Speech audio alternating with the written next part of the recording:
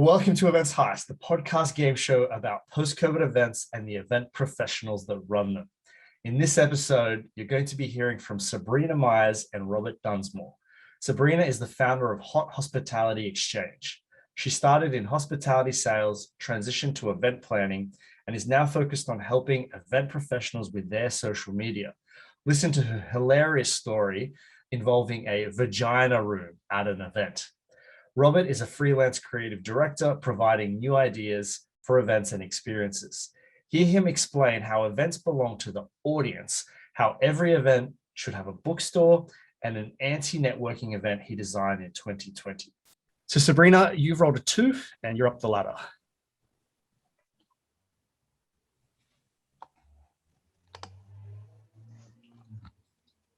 Okay, so Sabrina, how many events have you been involved in your professional career?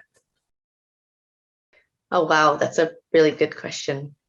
I don't actually count them, but I want to say in my professional career, definitely more than 50 is accurate. I would have probably lost count at about 30, but 50 is pretty accurate. Okay, Robert, you've rolled a 1. Oh, not so good. So Robert, not how many... so good. It's all right. It's a long game. It's a very long game. How many years have you been in events? More than I can count. I don't know, 20 years, 25 years, probably more. Okay, Sabrina, you have rolled a 1. That's good. Tell us about the biggest event that you've been involved in. Oh, exciting. Okay, so the biggest event that I've ever been involved in actually happened just before the entire world shut down before the pandemic. It was an event for our corporate client. I was freelancing as part of a larger team for a local German agency, and it was for IBM, and it was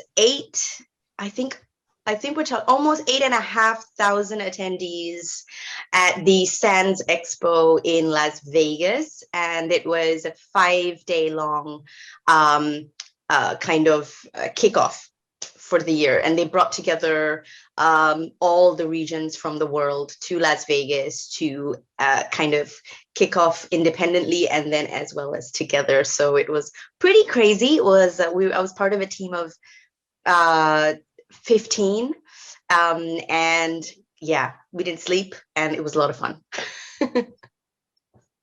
Okay, Robert, you rolled a 1 and you're up the ladder too. There you go. Up the ladder. So remember, you can use Lifeline. Awesome. Same question to you, Robert. How many events have you been involved in your professional career?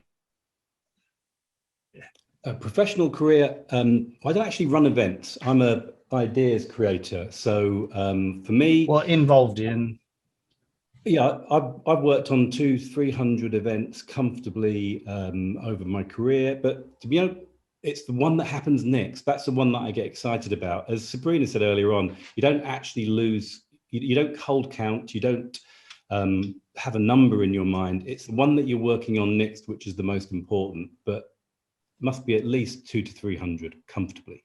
So tell me about the first event you remember organizing. So it can be professional, can be as a kid, doesn't really matter. Just the first one that pops into mind. I think the first one that I have in my memory would have to be a surprise birthday party that I organized for my bestest friend in the whole world. I've known her since I was 2. We're still very, very good friends. And she was living at the time in Australia, in Sydney, and she was planning to come back and visit her parents. And so I kind of worked together with her parents to orchestrate this incredible surprise birthday party as soon as she entered the doors. Tell us about how you got into events, into the events industry. I got into events by accident, as people back in the day did. I'd gone to art college, wasn't sure about art college. I went and did structural engineering afterwards. I wasn't sure about structural engineers. And I got a job at a large telecom company because I was doing drawings and stuff for them and whatever. And I think the first time I did something for them. They were doing a float at some like Lord Mayor's show type thing or whatever. And someone said he went to art college. What's your favorite post-event junk food, drink, de-stressing activity? The first thing I'm really going to want, my go-to, is a Diet Coke, preferably like ridiculously carbonated, like the kind that you get from McDonald's, and McDonald's French fries. So tell us about the first event that you remember organizing, maybe as a kid. I don't remember organizing anything. I don't remember much as a kid at all, to be honest. But and I don't organize many events. You know, apart from when I've been a member of like ILEA or MPI, and I ran the programs for them. So I organized events then. But the last event I organized was about 3 years ago, and it was an event, a networking event, and I was bored of networking events, so I did an anti-networking event. How did you get into the events industry? So I started my career in hotels as a sales coordinator for, back then, Starwood, who are now Marriott.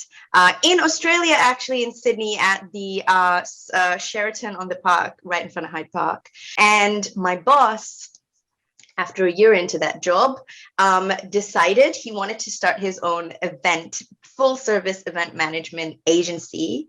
And he wanted someone to open up the London office for that agency. And so he picked me. Wow. Oh, hey. What is it that you love or hate about events? The same thing, the clients. If you've got a client who doesn't want to do something or doesn't want to change, I can't really help them because my job is to change things, to make things different all the time. So that's always a problem. The thing that I love about events is when you've got a client who knows that they have to change things and they really want to go for it. Okay, same question. What do you love or hate about events? You know, what I love about it is I can be so in it, and I'm just like doing everything continuously. I'm, not seeing the hours go by, and I'm completely in this vacuum. But what I hate about it is that as well, because you have this, sometimes you lose control and you're doing something until 3 o'clock in the morning, and you're like, what am I still doing up at 3 o'clock in the morning? What do you miss the most about in-person events, and what do you not miss? In person, I really miss the audience because that's who you're doing it for in the first place. And when you're at an in-person event, I'm in the background, I stand behind people, I'm on people's shoulders. And once you've made something, you watch how people move, you watch how they drink in what you've given them, you watch how they respond to the touch points that you've created, which are now theirs. So I miss that, obviously, because you can't have that with virtual or with digital. Okay, Sabrina, you rolled a 5. Oh, No! Man. Can you describe the moment you knew COVID was going to turn the industry upside down? I want to say it was a very bittersweet experience, because whilst we were in the eye of the storm and we were managing this event and it was amazing, and we were having all those experiences that event professionals have with their teams and the audience and attendees and ups and downs, there was this underlying uncomfortable feeling that something wasn't right. We were getting overwhelming questions about hand sanitizer and, what are the numbers, and, questions that you normally wouldn't get. And people were, I guess, a lot more not so free. They weren't so they weren't open, they were very cautious. And, when 8,000 people are having that feeling, it does affect the vibe of an event. Robert, you rolled a 4 down the same manhole. There you go. What about you, Robert? Do you remember the moment that you thought to yourself COVID was going to change everything? The world that we live in is this sort of, gradually, suddenly, inevitably. And suddenly things were being cancelled. Mobile Congress World was going. Events that I was working on, they were being pulled left, right, and centre. All the planning for all the jobs that you worked on pretty much stopped. And as a freelancer, they don't want to pay you if they're not going to get something off you. So I was dropped like a stone. So I knew something was happening. That was a suddenly. Then the suddenly goes for a certain amount of time, and then you get to inevitable, where everyone knows exactly what is happening, and the inevitable thing happens incredibly quick because we're not ready for it, and we ignored it. Okay, Sabrina, you wrote a 5. I think you're going to go back down to same man. I think so. Okay, Sabrina, what do you miss the most about in-person events, and what do you not miss? I don't miss the headaches that I have the day after the evenings, but I do. What I miss is, this always happens at in-person events, the serendipitous meetings and the spontaneous experiences that happen after those meetings. So, you don't know who you're going to meet. I always call it the red carpet, when you go to a trade show. And for example, and you don't know who you're going to meet. It might be someone you've worked with 5 years ago on an event, or you worked with in a job in another continent, and all of a sudden you meet them, and it becomes this thing, and you're like, hey, let's meet up, let's do this, why don't you join me? I'm going for dinner, we're checking out this great restaurant tonight in Barcelona, because for IBTM, for example. What industries have you been involved in events for, and what was your favorite? I'm completely ambivalent to what I work in. So, more recently I've been working in finance, automotive, hospitality, because that's where the work has come from. I'm a design prostitute. I only work for people that want me to work for them. So that sort of thing means that I end up working in different things, and I will work in any industry apart from defense. I won't work on arms. But apart from that, I'll work on just about anything. Tell us about your fantasy event. I think it would bring together all the things I love, which is food, fashion, travel, and social media. Just, like all the crazy stuff that influencers do. Have you met any celebrities on the job? It was the year that Back to Black, Amy Winehouse was up for it. Should have won it. It didn't. Great songwriter. And she was having a lot of problems with drugs and stuff at the time. And so the press were all over it. So when she did the rehearsal, and I love the rehearsals at music shows, because of the rehearsals, they do the number, and then you will want lots of camera shots. And so they'll just jam. And that's the best time to hear people. For Amy Winehouse, they kept her really, really quiet. They snuck her in when there was only 6 or 7 people in the room, and every hammer, every nail, every paintbrush dropped as she sung half a cappella and half with just a guitarist, and it was beautiful and moving and absolutely gorgeous, and the room just fell silent. Tell me about virtual events. Are you a fan, not a fan? I am a fan of the right virtual event. I've been part of some really amazing virtual events that are now etched in my memory, that I am so happy that I was a part of. I, for example, moderated 3 days of Swap Cards Evolve 2.0.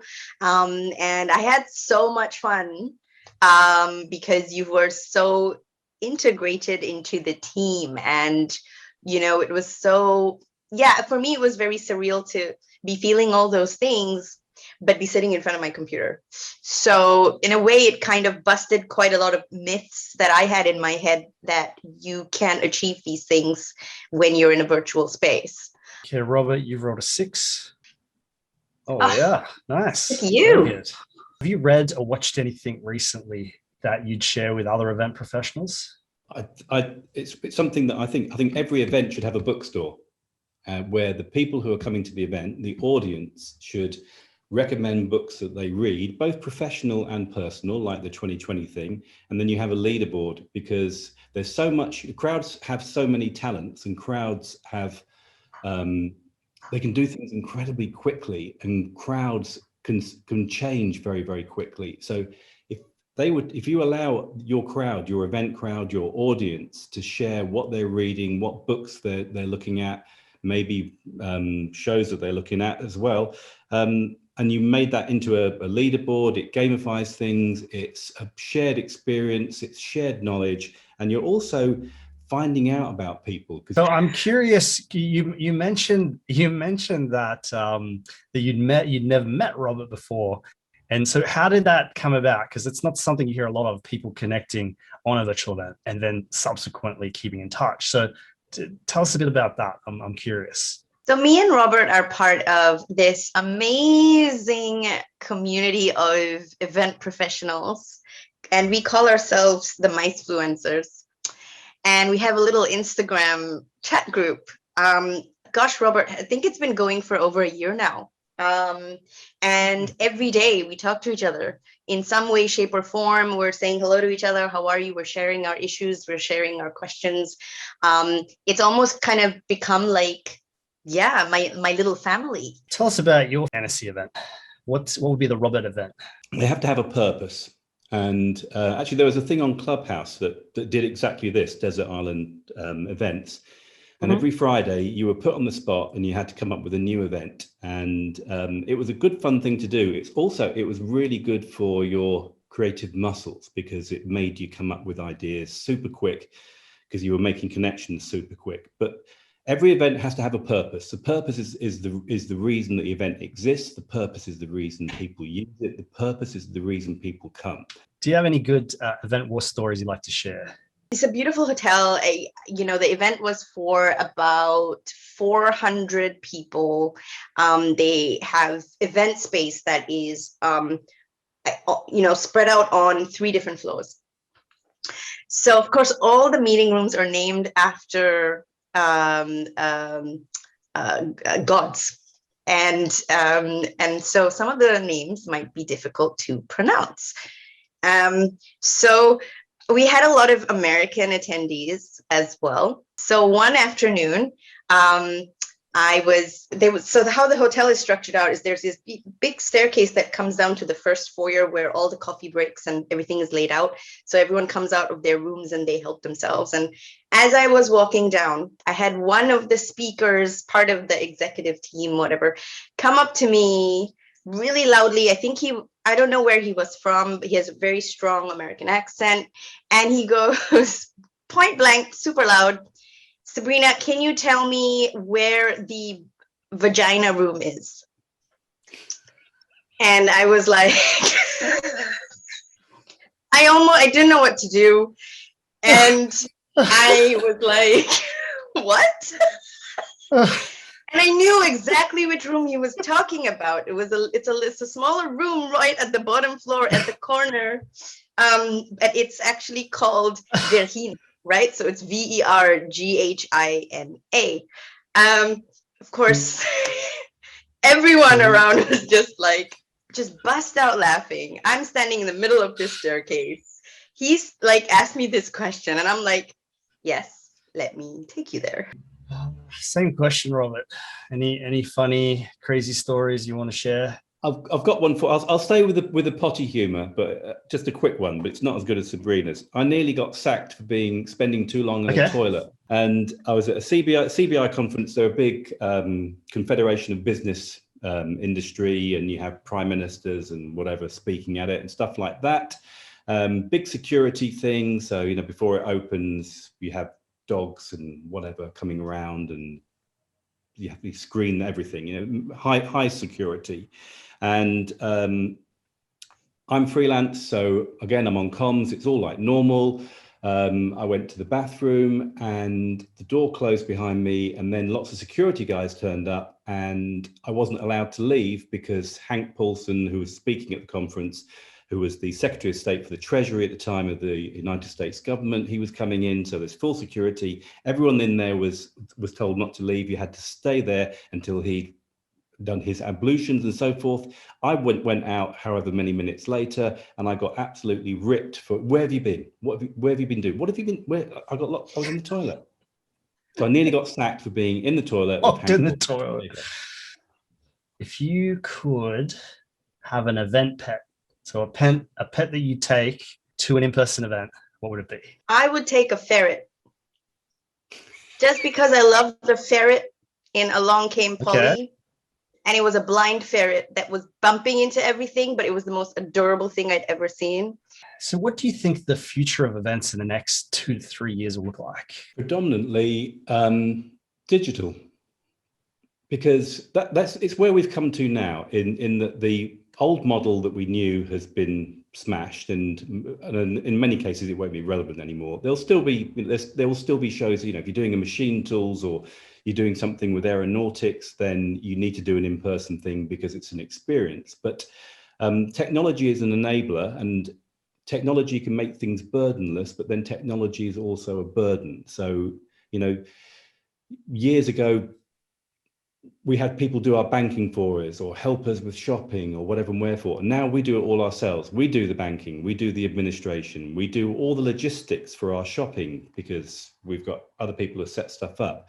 And the same thing is going to happen with events, where there's going to be more and more of them, but they're going to be smaller and smaller. What is the weirdest food you've ever eaten at an event? I don't think I've eaten anything supremely weird at an event. Lifeline. I'm going to lifeline it to Robert. Okay. Yeah, generally the weirdest stuff. I did an exhibit for a company called Dehydration Technologies or whatever it was. And so they're fresh foods, but they have been dehydrated so that they can be moved around and don't have preservatives. So it's instead of salt or sugar and all that sort of bad stuff. So what we did was, because people didn't understand what it was, and so the whole stand was actually this giant festival of tasting. And so nothing looks like it's supposed to look. Nothing looks particularly appetizing. But when you put it in, it's like fresh food hidden in plain sight. But when you put that strawberry or that piece of brown something or other on your tongue, and the strawberry or the raspberry flavor came, or whatever it was that can be used to make cakes and so forth, it looked weird, but it tasted real. Very cool. That's cool. Okay, Sabrina, we're waiting for your roll.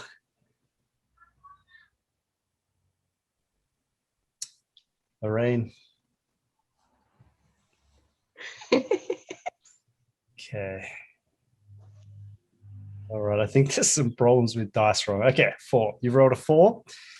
You need exact numbers to read them in, so you'll bounce back off one counter. There you go. Give me one sec, Beth. 1 sec. My son is just screaming outside the door. Yeah. Now go ahead, please.